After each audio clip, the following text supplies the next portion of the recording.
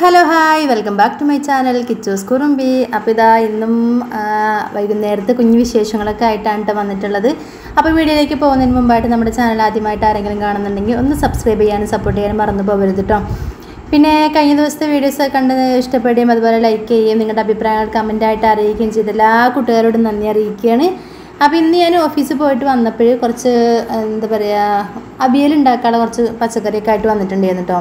അപ്പോൾ ഞാനിങ്ങനെ തിരഞ്ഞെടുത്തതാണ് ഓരോന്നൊരു കായ, ഒരു ചെറിയ കുമ്പളങ്ങേൻ്റെ കഷ്ണം, വെള്ളരിക്ക അങ്ങനെ എല്ലാം ചെറുതിനെ കട്ട് ചെയ്ത് വാങ്ങി. പിന്നെ മുരിങ്ങക്കായ 2 എണ്ണം, അങ്ങനെ ക്യാരറ്റ് 1 അങ്ങനെ എടുത്ത് പോകുന്നതാണ് കേട്ടോ. ഒരു കുഞ്ഞ് അവിയൽ മതിയല്ലോ, 2 ദിവസത്തേക്ക് അത് ഉണ്ടാവുമല്ലോ എന്ന് വെച്ചിട്ട്. പിന്നെ തൈരും അങ്ങനെയുള്ളതൊക്കെ വാങ്ങി വന്നു. അപ്പോൾ ഞാൻ എന്ത് ചെയ്തു, വന്നേക്ക് തന്നെ ഇവിടെ ഇരുന്ന് പുറത്ത് വരക്കേരേൻ്റെ അവിടെ ഇരുന്ന് പച്ചക്കറിയൊക്കെ അങ്ങനെ തൊലിയൊക്കെ കളയാൻ കേട്ടോ. തൊലിയൊക്കെ കളഞ്ഞതിന് ശേഷം പിന്നെ കഴുകിയിട്ട് അരിഞ്ഞെടുത്താൽ മതിയല്ലോ. മക്കളൊക്കെ അവിടെ ഉണ്ട്, അപ്പുറത്തുണ്ട് കേട്ടോ ഇരിക്കണം. അപ്പോൾ ഞാൻ പച്ചക്കറീൻ്റെയൊക്കെ തൊലിയൊക്കെ കളഞ്ഞിട്ടുണ്ടെങ്കിൽ ഇതൊക്കെ ഒന്ന് കഴുകട്ടെ.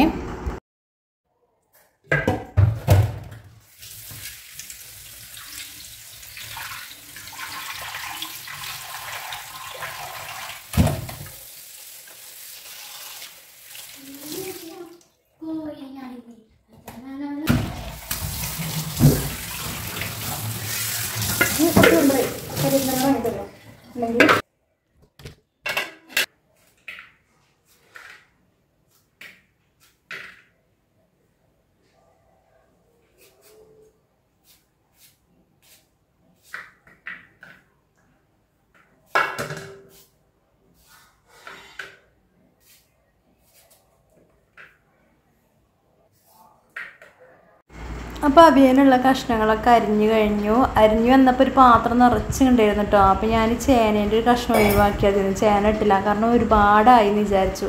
അപ്പോൾ ആ ചേന കഷ്ണം മാറ്റി വെച്ചിരുന്ന പിറ്റേ ദിവസം 2 ദിവസം കഴിഞ്ഞിട്ട് എന്തെങ്കിലും കറി ഉണ്ടാക്കാൻ വിചാരിച്ചിട്ട് മാറ്റിയതാണ്. പിന്നെ കഷ്ണങ്ങളൊക്കെ ഞാൻ അടുപ്പത്ത് വെച്ച് കഴിഞ്ഞ് ഒന്ന് എന്താ പറയുക ചൂടായി ആവി കയറിയപ്പോഴത്തേക്കും താഴ്ന്നു. നിറഞ്ഞിങ്ങനെ നിന്നിരുന്ന കഷ്ണങ്ങളൊക്കെ ഒന്നെടുത്ത് വന്നിട്ടുണ്ട് കേട്ടോ. ആദ്യം അരിഞ്ഞു വന്നപ്പോൾ ഞാൻ തന്നെ പേടിച്ചു, ദൈവമേ ഇത് 2 ദിവസത്തേക്കല്ല ഒരാഴ്ചത്തേക്ക് ഉണ്ടാവുന്ന വിചാരിച്ച്. അപ്പോൾ കഷ്ണങ്ങളൊക്കെ ഒന്ന് വെന്ത് വന്നപ്പോഴത്തേക്കും അങ്ങോട്ട് താഴ്ന്നു. അങ്ങനെയൊന്നും എനിക്ക് മനസ്സിലായില്ല കേട്ടോ, നിറച്ചുണ്ടായിരുന്ന സാധനം. അപ്പോൾ ഇത് അത്ത വന്ന് പറയണേ, അമ്മ അരിഞ്ഞപ്പോൾ കുറേ ഉണ്ടായിരുന്നു, നിറച്ചുണ്ടായിരുന്നു, ഇപ്പോൾ ഇത്രയേ ഉള്ളൂ എന്നൊക്കെ ചോദിക്കുന്നുണ്ട്. ഞാൻ എന്നിട്ട് അതിന് വെള്ളരിക്കേൻ്റെ ചെറിയ കഷ്ണം മാറ്റി ചേന കഷ്ണം മാറ്റി വെച്ചു. അപ്പോൾ തേങ്ങയൊക്കെ ചെറിയ വെച്ചിട്ടുണ്ട്. ഇനി തേങ്ങ ഒന്ന് ചതച്ചെടുക്കണം. കിച്ചുമോള് സുൽത്താൻ പോയിട്ട് കരിയേപ്പിൻ്റെ ഇല വാങ്ങിക്കൊണ്ട് വന്നിട്ടുണ്ട്. പിന്നെ അവൾ തണുത്ത വെള്ളം കൊണ്ടുവന്നിരുന്നു കേട്ടോ. അപ്പം ഞാൻ വെള്ളത്തിന് താഴ്ചിട്ട് വയ്യായിരുന്നു. അപ്പോൾ വെള്ളമൊക്കെ കുടിച്ചു. ആദ്യം വിചാരിച്ച് രാവിലെയൊക്കെ ഉണ്ടാക്കാമെന്നാണ് വിചാരിച്ചപ്പോൾ എനിക്ക് തോന്നി ചൂട് നല്ലതുകൊണ്ട്, നല്ല ചൂടല്ലേ, അപ്പോൾ ചിലപ്പോൾ കഷ്ണങ്ങളൊക്കെ രാവിലത്തേക്കും മുറിച്ച് വാങ്ങിച്ച കഷ്ണങ്ങളൊക്കെ രാവിലത്തേക്ക് കേടായി പോകുമോ അറിയില്ലല്ലോ. അപ്പോൾ ഞാൻ വിചാരിച്ചത് ഇന്ന് ഉണ്ടാക്കി വയ്ക്കാം. അവിയലൊക്കെ തലേ ദിവസം ഉണ്ടാക്കി വെക്കണേ ഒന്നും കൂടെ ടേസ്റ്റ് കൂടുമല്ലോ. അപ്പോൾ കാണാം, ഞാൻ അരിഞ്ഞു വെച്ചപ്പോൾ നിറച്ചുണ്ടായിരുന്ന സാധനമാണ് താഴ്ന്നിരിക്കുന്നുണ്ട് ഇപ്പോൾ. അപ്പോൾ കഷ്ണങ്ങളൊക്കെ വെന്തു. അപ്പോൾ ഞാൻ ഉപ്പിട്ട് കൊടുക്കുകയാണ് കേട്ടോ. ഇനിയിപ്പോൾ തൈരൊന്ന് ഒഴിക്കണം, തേങ്ങയൊക്കെ ചതച്ച് വെച്ചത് ഇട്ട് കൊടുക്കണം. അപ്പോൾ നമ്മൾ അവിയൽ പരിപാടി കഴിഞ്ഞു. പിന്നെ കുറച്ച് ഉണക്കമീൻ വാങ്ങി വന്നിട്ടുണ്ട് ഞങ്ങൾ ഞായറാഴ്ച ദിവസങ്ങൾ. അപ്പോൾ ഇങ്ങോട്ട് വന്നിട്ട് 3ാമത്തെ ഞായറാഴ്ച ആവുകയാണ് കേട്ടോ അത്. അപ്പോൾ ഞായറാഴ്ച ദിവസങ്ങളിൽ മാത്രം ചിക്കനോ അല്ലെങ്കിൽ മീനോ വാങ്ങിച്ചാൽ മതിയല്ലോ. പച്ചമീൻ ഞങ്ങൾ ഇങ്ങോട്ട് വന്നിട്ട് 1 പ്രാവശ്യം വാങ്ങിച്ചിട്ടുള്ളൂ.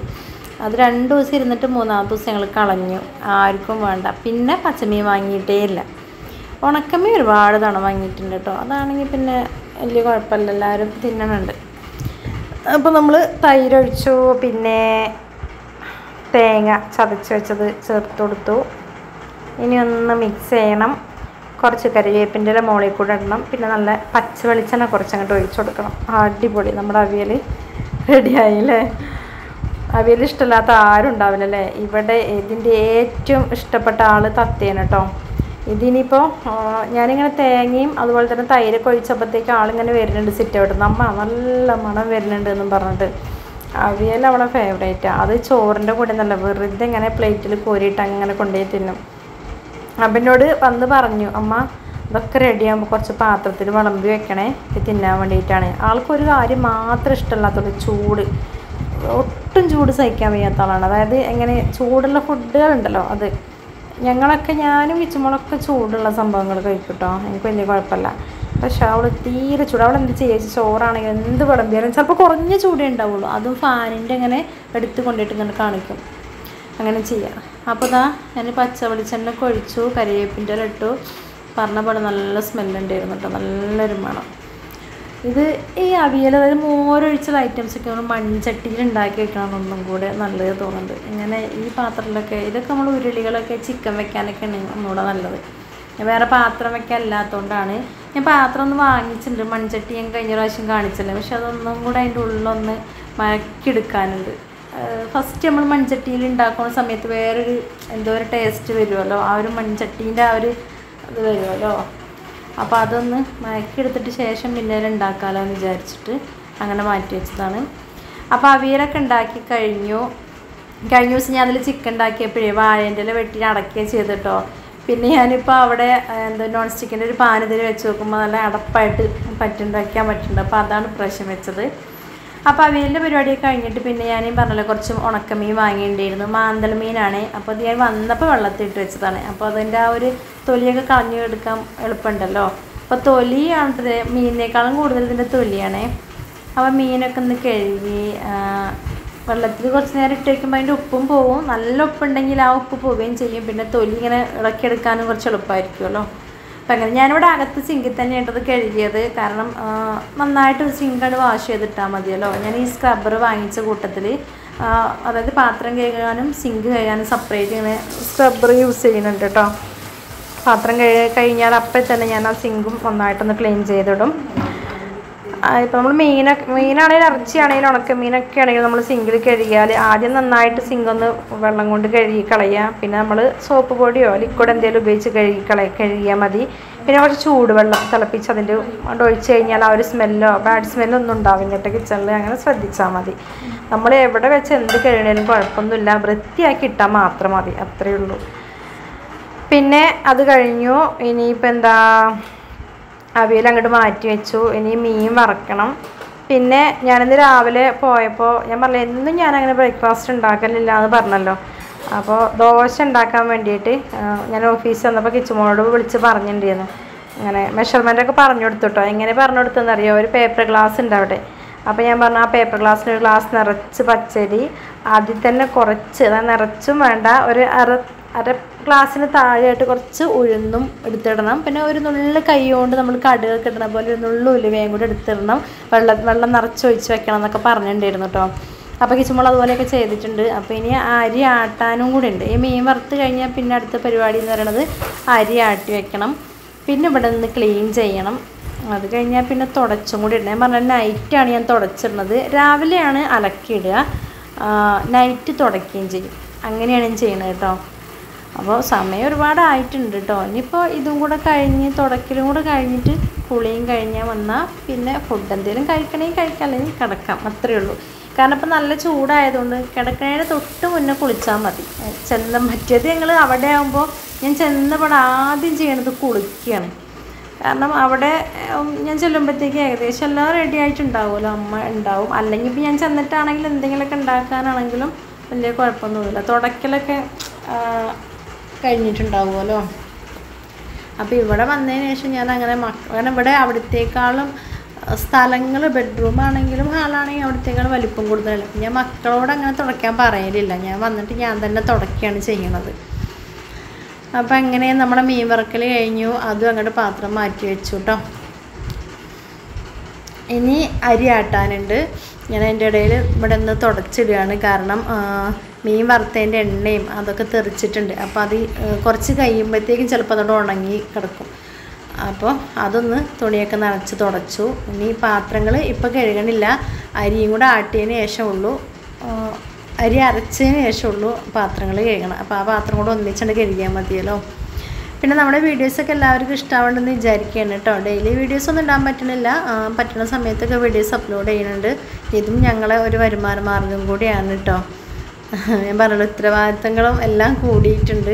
അപ്പോൾ ഇത് നിങ്ങളുടെയൊക്കെ സപ്പോർട്ട് ഉണ്ടെങ്കിൽ മാത്രമേ ഉള്ളൂ ഞങ്ങൾക്ക് മുന്നോട്ട് പോകാൻ വേണ്ടി പറ്റുക. അപ്പോൾ കഴിയണത് എല്ലാവരും വീഡിയോസൊക്കെ ഒന്ന് കാണാൻ ശ്രമിക്കണം കേട്ടോ. അതുപോലെ തന്നെ നമ്മുടെ വീഡിയോസ് കാണുന്ന പലർക്കും യൂട്യൂബ് ചാനലുണ്ട്. അപ്പോൾ അവരുടെ വീഡിയോസൊക്കെ ഞാൻ പരമാവധി ഇതുപോലെ അടുക്കളയിൽ വെറുതെ ഇങ്ങനെ ഓൺ ചെയ്ത് വെക്കും. കമൻറ്റൊന്നും ചിലപ്പോൾ വിടണുണ്ടാവില്ല കേട്ടോ, കാരണം അതിനൊന്നും ചിലപ്പോൾ സമയം കിട്ടില്ല. അപ്പോൾ അവരുടെ വീഡിയോസും പരമാവധി കാണലുണ്ട്. കമൻറ്റും ചില സമയത്ത് ചില സമയത്തല്ല വിടാൻ പറ്റണേ അല്ല. അപ്പോൾ അത് ടച്ച് ചെയ്യാൻ അങ്ങനെയൊക്കെ പോകണമല്ലോ, അപ്പോൾ അതിനൊന്നും നിൽക്കലില്ല. വീഡിയോസ് കണ്ടങ്ങനെ പോകുന്നുണ്ട്.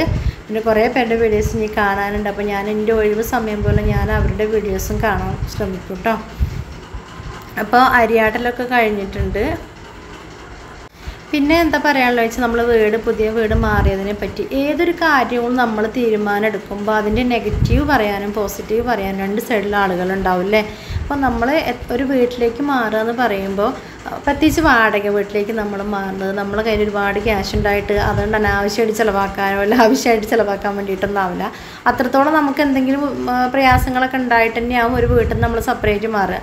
അപ്പോൾ എനിക്ക് തോന്നുന്നു ചിലരൊക്കെ സംസാരം കേൾക്കുമ്പോൾ ലോകത്തിൽ ആദ്യമായിട്ട് വാടക വീട്ടിലേക്ക് മാറിയ ആളുകളാണ് ഞാനെന്ന് തോന്നും. ഞാൻ എൻ്റെ 12 വയസ്സ് വരെ ഞങ്ങൾ വാടക വീട്ടിൽ തന്നെയായിരുന്നു കേട്ടോ.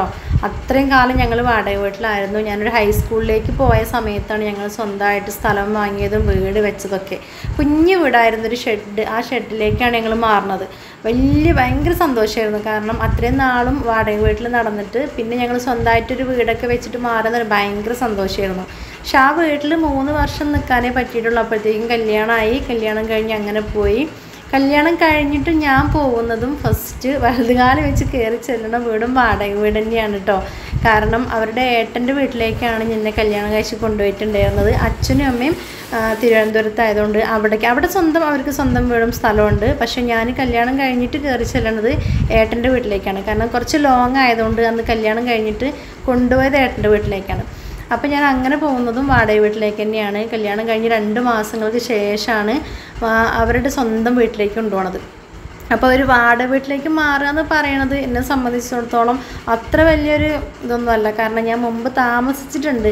പക്ഷേ കുട്ടികൾ ആയതിനു ശേഷം അവരെയും കൊണ്ടൊരു വാടക വീട്ടിലേക്ക് മാറുക എന്നുള്ളത് ഭയങ്കര ഒരു ഫസ്റ്റ് ടൈം അനുഭവമാണ്.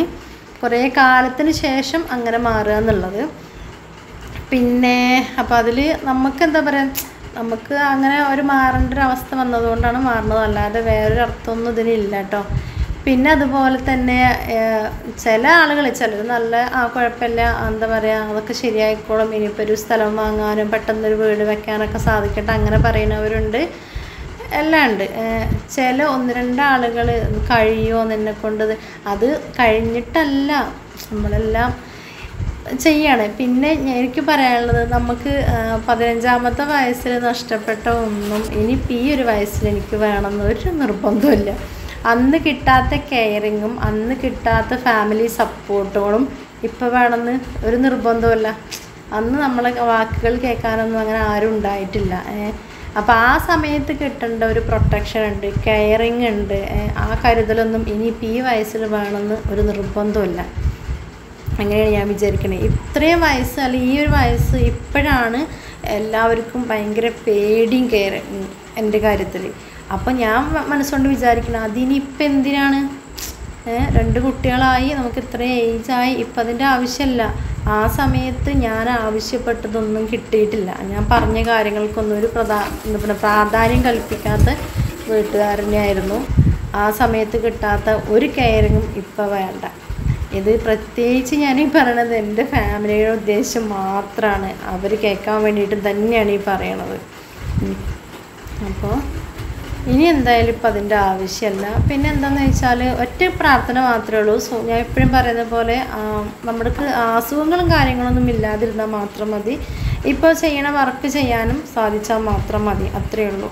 വേറെ എല്ലാം മുകളിലിരിക്കുന്ന ആളുടെ കയ്യിലാണല്ലോ അല്ലേ. ആരും ഇല്ലാത്തവർക്കും ദൈവത്തിൻ്റെ കൂട്ടുണ്ടാവും എന്ന് പറയുമല്ലോ. അപ്പോൾ അത്രയൊക്കെ തന്നെയുള്ളൂ. അപ്പം അങ്ങനെ സംസാരിച്ചപ്പോൾ കുറേ അങ്ങനെ പറഞ്ഞു പോയില്ലേ. അപ്പോൾ എന്താ പറയുക, തുടക്കലൊക്കെ കഴിഞ്ഞു കേട്ടോ, പരിപാടികളൊക്കെ കഴിഞ്ഞു. ഇനി എന്താ കുളിക്കാൻ വേണ്ടി നിൽക്കുകയാണ് ഞാൻ.